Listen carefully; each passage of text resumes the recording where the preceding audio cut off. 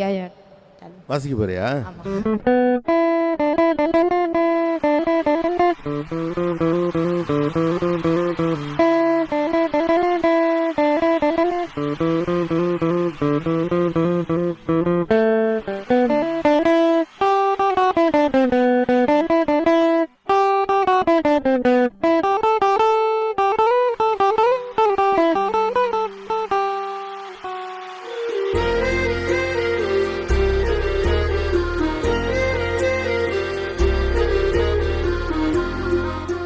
பார்த்த உடனே இமோஷனல் ஆகாம பாப்பா ரொம்ப தேங்க்ஸ்.